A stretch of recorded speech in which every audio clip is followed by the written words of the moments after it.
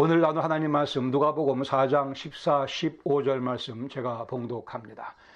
예수께서 능력으로 갈릴리에 들어가시니 그 소문이 사방에 퍼졌고 친히 그 여러 회당에서 가르치심에 무사람에게 칭송을 받으시더라.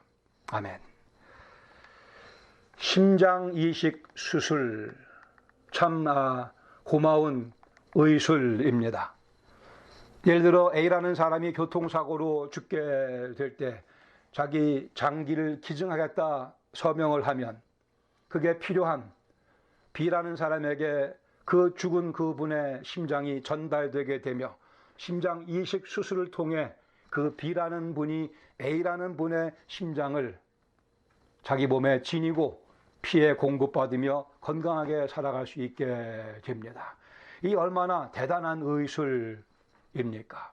A라는 분의 심장이 B라는 분의 심장이 되어 그 속에서 고동을 치며 힘차게 피를 공급할 수 있는 대단한 감사한 의술입니다. 영적인 측면에서 그리스도의 복음은 바로 이 심장 이식 수술과 흡사한 면이 많이 있다고 여겨집니다. 예수님의 심장이 죽었던 우리에게 이식됨으로 해서 우리가 살아나게 되고 예수님의 그 힘찬 심장의 박동이 우리에게 피를 공급하며 힘 있는 삶을 살게 해 준다고 하는 이 복음의 가르침. 가히 우리는 예수님의 심장을 이식받은 그리스도인들입니다. 영원한 생명을 선물로 주님께서 주셨습니다. 당신의 심장을 깨뜨심으로 그 심장이 우리의 심장 되게 해 주셨습니다. 당신의 근육이 찢어지는 경험을 하심으로 그 예수님의 근육이 우리의 근육이 되게 해 주셨습니다. 예수님께서 머리에 가시멀교한 쓰심으로 예수님의 그 두뇌의 아름다움이 우리의 두뇌의 아름다움으로 바뀌어질 수 있게 해 주셨습니다. 영원한 생명을 선물로 주시는 예수님의 이 사건, 이 Jesus Event의 시작 부분을 계속해서 공부하기 원합니다. 본문 누가복음 4장 14절에 보시면 예수님의 소문이 온 갈릴리에 퍼지게 됩니다. 기록하기를 예수께서 성령의 능력으로 갈릴리에 들어가시니 그 소문이 사방에 퍼졌고, 여기 소문이라고 되어 있는 헬라어 원어는 fame라는 표현입니다. 영어의 fame이 여기서 나왔습니다. 이 말씀의 의미는 예수님의 사역이 점점 확장되고 있었고 많은 사람들에게 인기가 높아지는 그러한 분위기를 누가가 보여주고 있습니다. 여기서 하나 지적해야 될 내용은 우리 누가복음 3장에 보시면 예수님께서 요한에게 침례를 받으시고 4장에 와서 이 13절까지 보시면 사단에게 시험을 받으시고 시험을 이기시고 14절에 이제 갈릴리로 들어오시는 모습으로 누가는 기록해 주고 있습니다. 마태, 마가도 유사하게 기록을 해 주고 있습니다. 그러나 요한복음 내용을 같이 우리가 종합해서 본다고 한다면 실상 4장 13절과 오늘 본문 4장 14절 사이에는 1년 또는 그 이상의 시간이 흐른 것을 우리가 알 수 있게 됩니다. 공관복음서 기자들은 갈릴리에서의 사역에 초점 맞추고 있으며 예루살렘과 유다에서의 예수님 사역 그리 많은 지면을 할애하고 있지 않습니다. 요한복음의 1장부터 4장까지 보시면 바로 이 1년 정도의 또는 그 이상의 기간 동안에 예수님께서 예루살렘과 유대 지방을 중심으로 사역한 내용들을 꽤 상세하게 기록해 주고 있는 것을 보게 됩니다. 어쨌든 누가의 경우 마태의 경우 이 갈릴리 지방에 포커스를 맞추며 이방인들을 향해 복음을 증거하시는 예수님 모습 강조해 주고 있습니다. 15절에 보시면 예수님께서 가르치는 사역을 하셨다고 말씀합니다. 친히 여러 회당에서 가르치심에 친히 가르치심에 여기 회당이라고 되어 있는 장소, 유대인들에게는 아주 중요한 장소가 됐습니다. 주도 586년에 바벨론에 침공받고 모두가 다 포로가 되어 붙잡혀가고 하는 그런 상황 가운데, 예루살렘 성전이 다 무너져버린 상황 가운데, 성전이 없는 상황과 분위기에서 유대인들이 예수님, 하나님을 예배하기 위해 회당이라고 하는 것을 만들게 됩니다. 그리고 그 회당은 유대인들에게 있어서는 예배의 장소요, 만남의 장소요, 교제의 장소요, 말씀을 배우는 그런 장소가 됩니다. 유대인들의 법에 의하면 남자가 10명 이상 모이면 회당 한 개를 지을 수 있게 되어 있었다고 합니다.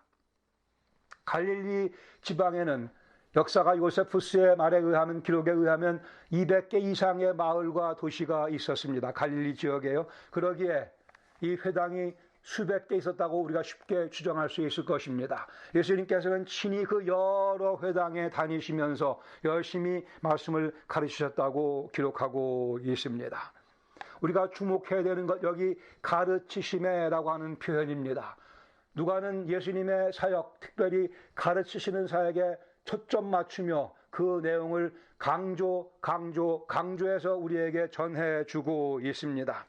누가복음 4장 31절에 보시면 갈릴리 가버나움 동네에 내려오셔서 안식일에 또 말씀을 가르치십니다. 5장 3절에 보시면 시몬 베드로의 배에 오르셔서 거기서 무리에게 말씀을 가르치십니다. 5장 17절에는 평일날 말씀을 가르치셨다고 기록합니다.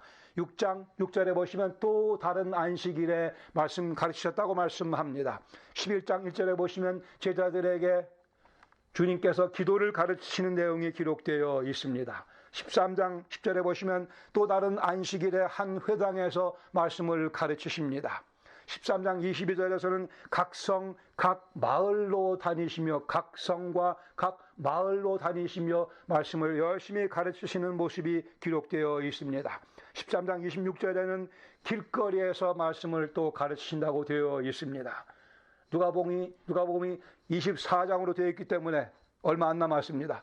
19장 40절에 가서 보시면은 날마다 성전에서 말씀 가르쳤다고 되어 있습니다. 20장 1절에서는 성전에서 백성들을 가르치셨고, 20장 21절에서는 오직 진리로서 하나님의 도를 가르치는 분이라고 묘사가 되어 있으며, 21장 37절에 가서 보시면 낮에는 성전에서 말씀 가르치시고 밤에는 쉬셨다고 되어 있으며, 마지막으로 23장 5절에 보시면 예수님을 비난하는, 예수님 십자가에 못 박으라고 하는 그 무리들이 더욱 강하게 말하기를 그가 온 유대에서 가르쳤다고 진술을 합니다.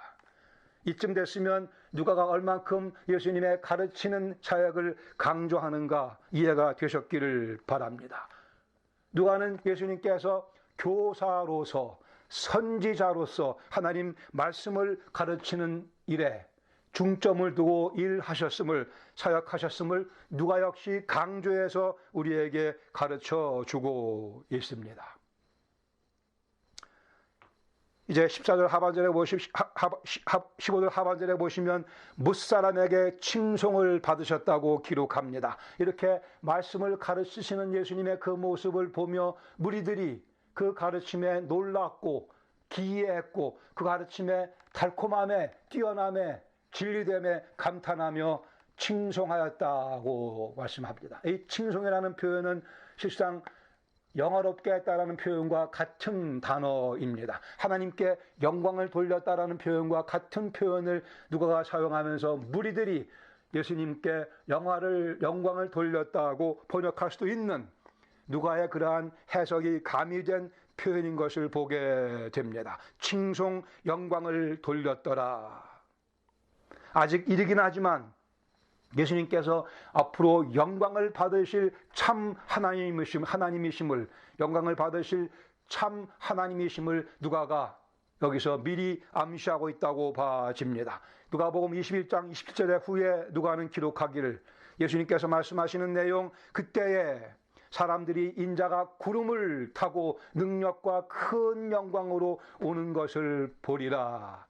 이 주님 말씀을 미리 염두에 두고 암시한 것으로 봐집니다. 예수님 사역 초기의 무리들의 반응은 아주 긍정적이었습니다. 칭송을 하며 예수님의 인기가 점점 높아가는 그런 분위기를 여기서 보게 됩니다. 다시 14장 3반절로 돌아가서요. 예수님께서 성령의 능력으로 갈릴리에 돌아가시니 거기에 있는 표현 성령의 능력으로라고 되어 있는 표현에 주목하기를 원합니다. 예수님 사역의 원동력 성령의 능력이었습니다. 첫 번째는 말씀을 가르치시는 교사 선지자의 모습에 누가가 그 모습을 강조했고, 두 번째는 예수님께서 성령의 능력으로 사역을 감당하셨다라는 내용을 또 강조하고 있습니다. 이 두 가지 강조점을 꼭 기억해 두시기를 바랍니다. 예수님께서 성령의 능력으로 사역하신 것은 이사야서 11장 1절의 말씀을 이루는, 이사야가 메시아의 사역에 대해서 미리 얘기한 그 내용대로 사역하시는 모습을 보여줍니다. 이새의 줄기에서 한 싹이 나며 그 뿌리에서 한 가지가 나서 결실할 것이요 그의 위에 여호와의 영 곧 지혜와 총명의 영이요 모략과 재능의 영이요 지식과 여호와를 경외하는 영이 강림하시리니, 메시아의 사역에 이 성령의 7가지 측면을 열거하며 이사야가 예언한 그 모습대로 예수님께서는 성령의 능력으로 사역을 담당하셨습니다. 후에 사도 베드로가 사도행전 10장 38절에 이렇게 진술합니다. 하나님이 나사렛 예수에게 성령과 능력을 기름 붓듯 하셨음에, 성령과 능력을 기름 붓듯 하셨음에 그가 두루다니시며 선한 일을 행하시고 마귀에 눌린 모든 사람을 고치셨으니 이는 하나님이 함께 하셨음이라. 왜 굳이 하나님이신 예수님께서 이 땅에서 사역하시면서 성령님의 능력을 필요로 했을까? 빌립보서 2장 8절에 6절에 보시면 이렇게 말씀합니다. 예수 그리스도는 근본 하나님의 본체시나 하나님과 동등됨을 취할 것으로 여기지 아니하시고 오히려 자기를 비워 종의 형체를 가지고 사람들과 같이 되셨고, 여기에 그 답이 놓여져 있습니다. 이 내용은 다음 주에 좀 더 자세히 알아보도록 하겠습니다. 복음은 영적인 측면에서 심장 이식 수술입니다. 그리스도 예수의 심장이 우리의 심장을 대신해 주는 엄청난 사건이 바로 이 그리스도 예수의 복음 사건입니다. 사도 바울은 그러기에 고백하기를 내게 사는 것은 그리스도니라고 말씀합니다. 또 이제 내가 사는 것은 나를 사랑하사 자기 몸을 버리신 하나님의 아들을 믿는 믿음 안에서 사는 것이라 말씀하며 내 삶의 주체가 내가 아니요 그리스도이심을 강조하고 있습니다. 그 그리스도의 심장이 우리 속에 이식되었기 때문에 우리는 그리스도가 내 삶의 주체가 되셨습니다. 그러나 동시에 아직 우리에게 싸워야 할 영적 싸움이 남아 있습니다. 삶의 구석구석에 하나님의 만져주심이 오늘도 지금도 필요합니다. 해서 안 되는 일을 하면서 죄에 패배하는 경험이 우리 삶 여기저기서 가끔 생겨나기도 합니다.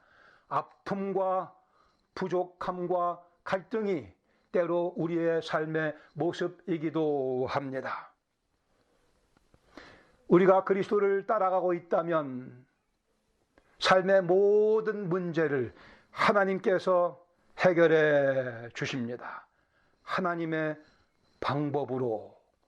이것이 복음입니다. 우리가 그리스도를 따라가고 있다고 한다면 하나님께서 우리의 삶의 모든 문제를 하나님의 방법대로 꼭 해결해 주십니다. 이것을 믿고 이것을 경험하며 살아가는 것이 크리스천 라이프라고 하는 것입니다. 다시요, 삶의 모든 문제를 하나님께서 하나님의 방법대로 해결해 주십니다. 우리 본문 말씀을 통해서 오늘 그리고 다음 주에 이어서 하나님의 방법이 내 삶 속으로 들어올 수 있는 방법에 대해서 교훈 나누기를 원합니다. 첫 번째 교훈, 본문에 의하면 예수님께서는 가르치시는 사역에 주력하셨습니다. 가르치시는 사역에 주력하셨습니다. 누가복음 5장 3절에 시몬의 배 위에서 가르치셨고 5장 17절 평일날 가르치셨고 이거 아까 했죠. 반복하지 않겠습니다. 곳곳에서 강조 예수님께서 가르치시고 날마다 가르치시고 성전에서 가르치시고 길거리에서 가르치시고 예수님께서는 가르치시는 사역에 주력하셨기에 우리가 받아야 될 우리 삶 속에 적용해야 될 내용 그리스도를 따라가고 있다면 예수님의 말씀을 배워야 합니다. 열심히 배워야 합니다. 열심히 말씀을 배워야 합니다. 요새 코비드-19 빨리 끝날 수 있기를 바랍니다. 우리 추수감사절 되면 같이 모여서 윷놀이 한 판 또 하기를 원합니다. 윷놀이 굉장히 재미있는 게임이잖아요. 윷놀이 하면 성격이 다 드러납니다. 아주 좋습니다. 얌전하던 분들이 소리를 지르기 시작을 합니다. 윷놀이 할 때 규칙이 있습니다. 도, 개, 걸, 윷, 모. 윷과 모는 한 번 더 할 수 있게 해. 이 다 규칙이죠. 요새는 새로운 규칙이 많이 첨가가 된 것 같습니다. 도한 상태에서 백도 하면 마지막 종착점으로 갈 수 있는 그런 룰을 첨가하기도 했습니다. 어떤 교회의 경우는 교회에서 주로 많이 하는 어떤 교회의 경우는 중간에 천국을 만들어놔서 거기에 돌이 딱 떨어지면 곧바로 나는 것으로 지옥에 떨어지면 다시 시작해야 되는 것으로 많은 규칙들이 있습니다. 그러게 서로 다른 지방 출신들이 윷놀이 할 때에는 먼저 이 규칙을 서로 합의해야 될 필요가 있습니다. 그렇지 않으면 싸움 납니다. 규칙을 정해놓고 규칙대로 윷놀이 해 나가는 거죠. 중간에 이 규칙을 바꿀 수가 없습니다. 바꾸면 안 되죠. 바꾸자는 사람이 가끔 그러나 생겨나요. 그 페어 게임이 페어 플레이가 아닌 겁니다. 그 룰 바꾸자는 사람들 조심하셔야 됩니다. 윷놀이에 규칙이 있듯이 신앙생활도 규칙이 있습니다. 하나님께서 우리에게 제시해 주신 방법이 있습니다. 우리 삶의 모든 문제를 하나님께서 하나님의 방법대로 해결해 주심을 확신합니다. 하나님의 방법대로 모든 문제를 해결해 주십니다. 이게 천국 생활이라고 하는 것. 이미 천국이 우리에게 임했다 우리가 배웠습니다. 천국 생활이 무엇인가요? 문제가 많이 생기지만 모든 문제를 예외 없이 하나님께서 하나님 방법대로 해결해 주십니다. 그 하나님의 방법 내 삶 속으로 끌어들이기 위해 하나님의 방법이 거침없이 내 삶을 지배하게 하기 위해서 우리에게 필요한 것은 하나님 말씀을 배우는 꾸준한 지속적인 자세입니다. 내가 죄인인 것을 깨닫게 해주신 하나님의 그 말씀, 예수님 그 말씀을 우리는 믿고 그리스도인이 됐습니다. 오직 하나님의 은혜로 믿음으로만 구원을 얻는다는 진리 우리는 듣고 깨닫고 믿고 구원에 참여했습니다. 십자가의 사랑이 우리의 죄를 씻어주며 그리스도의 부활의 능력이 우리에게 영원한 생명을 준다고 하는 진리를 듣고 깨닫고 믿고 그 말씀에 순종함으로 우리는 이 자리에 들어왔습니다. 이러한 고백을 통해 우리는 그리스도인이 됐습니다.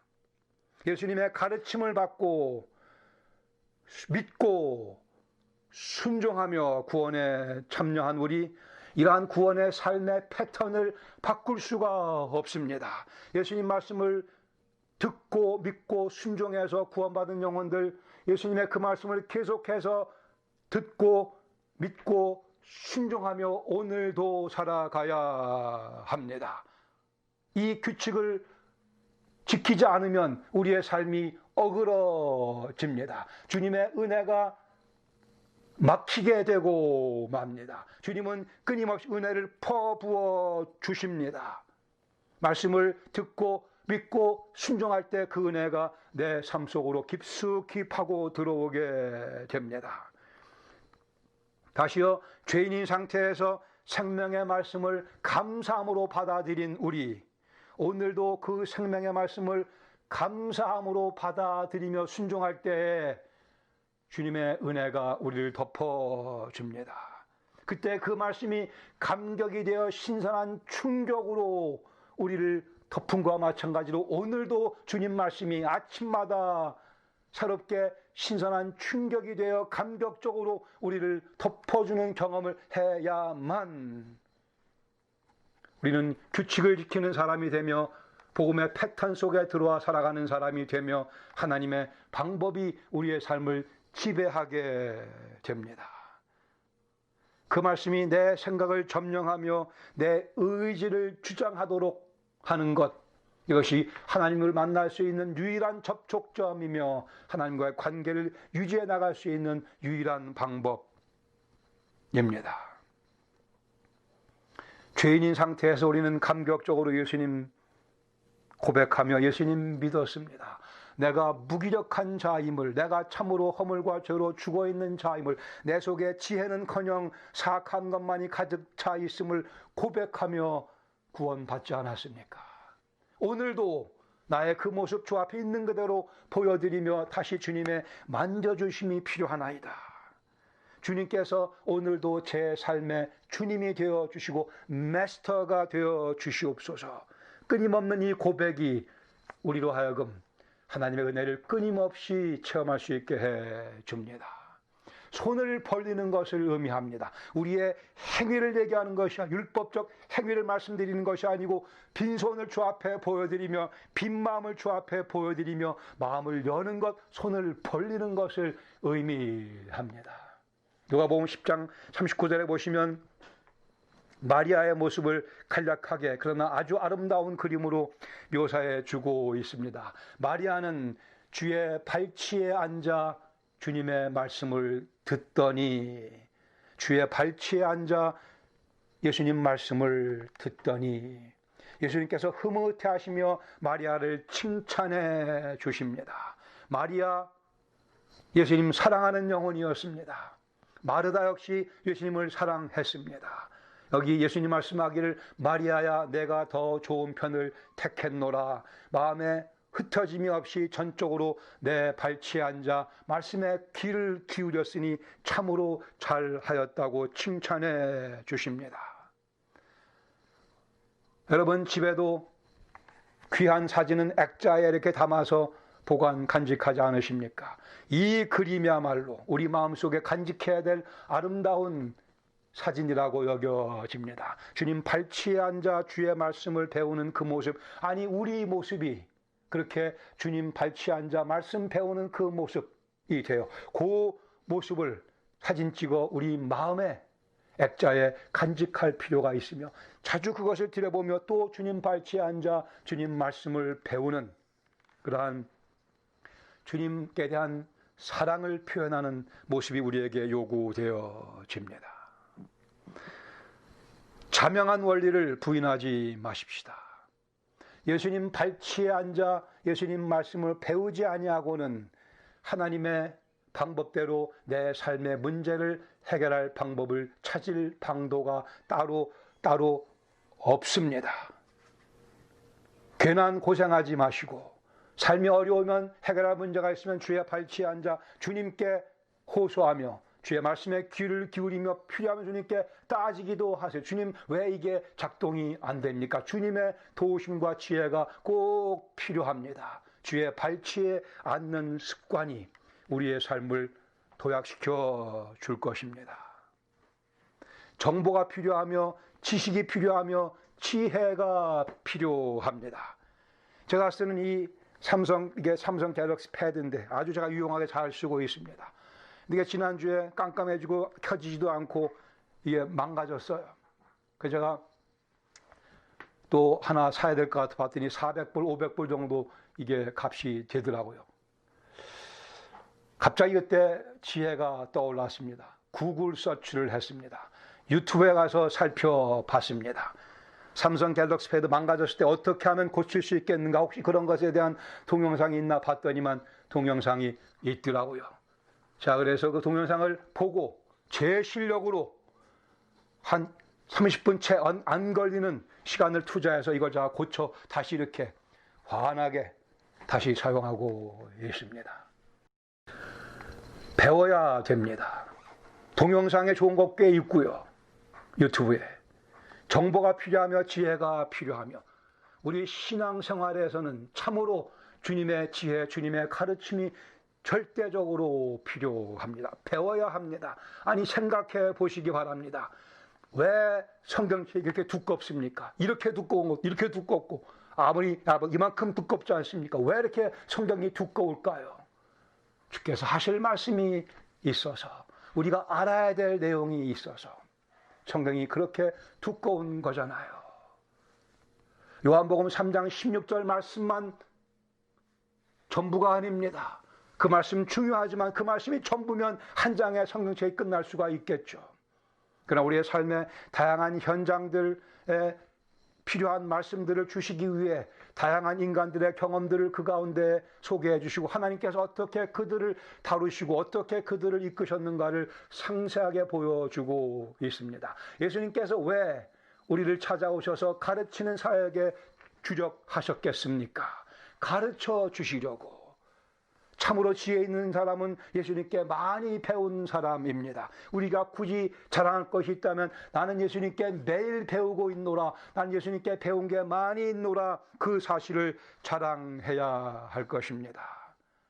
아침마다 스트레칭을 하면 몸이 건강해진다고 해. 저도 열심히 스트레칭을 아무 때나 열심히 하려고 합니다. 매일 1시간씩 걸으면 건강해진다고 해서 열심히 걷고 있고 몸이 꽤 건강해진 것 같습니다. 어떤 약을 먹으면 좋다는 얘기를 많이 듣죠. 고혈압 있는 분들 고혈압 약 드시는 게 필요합니다. 당 있는 분들 음식을 절제하셔야 되죠. 많은 규칙이 있습니다. 지키면 유익이 되고 그 규칙에 반하면 우리에게 해가 찾아옵니다. 베드로전서 2장 2절에 말씀하십니다. 갓난 아기들 같이 순전하고 신령한 젖을 사모하라. 하나님 말씀에 대해 말씀. 갓난 아기들에게 필수 요건인 젖, 우리에게 필수 요건인 순전하고 신령한 젖 말씀을 사모해야만 그로 말미암아 우리가 구원에 이르도록 성장을 경험한다고 말씀합니다. 그리스도의 제자는 말씀을 배웁니다. 무지한 상태에 머무르지 마시기 바랍니다. 인생을 지혜롭게 멋지게 성공적으로 열매를 많이 맺는 풍성한 삶을 살기 원하신다면 하나님 말씀 신령한 젖을 사모하시고 섭취하셔야 됩니다. 오늘 설교의 결론입니다. 고혈압 있는 분들 약 드세요. 당 있는 분들 음식 절제하세요. 이게 오늘 설교의 결론입니다. 건강하게 원하시는 분들 열심히 운동하셔요. 그리고 삶의 모든 지혜를 예수님께 말씀을 배우면서 체득하시기 바랍니다. 삶의 모든 문제를 하나님께서 완전히 해결해 주십니다. 하나님의 방법대로. 그 방법을 내가 깨닫고 취하기 위해 하나님 말씀에 무릎 꿇는 자세가 필요합니다. 예수님 발치에 앉아 말씀을 배워야 합니다. 내 영혼 날마다 주를 만나 신령한 말씀들 배우도다. 자주 불러야 될 찬송입니다. 내 영혼 날마다 주를 만나. 제가 전한 이 설교 시시해서 듣기 힘들어지실 겁니다. 우리 주님께서 친히 내 영혼에게 말씀하시는 내 영혼에게 가르쳐주시는 그 말씀의 매력 속에 깊이 빠져 들어가시기를 바랍니다. 내 영혼 날마다 주님을 직접 만나 주께서 들려주시는 그 신령한 말씀을 배워가는 영혼들이 참으로 똑똑한 영혼들이며 지혜 있는 영혼들이며 주님을 기쁘시게 해드리는 영혼들입니다. 이 주님 발치에 앉아 말씀 배울 때 우리의 삶의 모든 문제가 해결됩니다. 그러나 더 중요한 것은, 더 나아가서 더 감사한 것은 우리가 그분 발치에 앉아 말씀 배울 때 우리 주님께서 기뻐하십니다. 주님께서 즐거워하십니다. 우리도 즐거워지며 우리도 기쁨을 경험하게 됩니다. 우리 주님 기쁘시게 해드리기 위해서 주님 발치에 앉아 주님 말씀 배우는 것, 그것이 이번 한 주간 우리의 과제입니다. 의욕을 가지고 이 과제를 달성하시고 다음 주일 예배 드릴 때 주님께 이 열매를, 이 제사를 주 앞에 올려드리는 우리 모두가 되기를 축원합니다. 같이 기도하시겠습니다. 주님께서는 십자가에서 심장 다 깨뜨리시며 근육의 파열을 경험하시며 우리를 살려주셨습니다.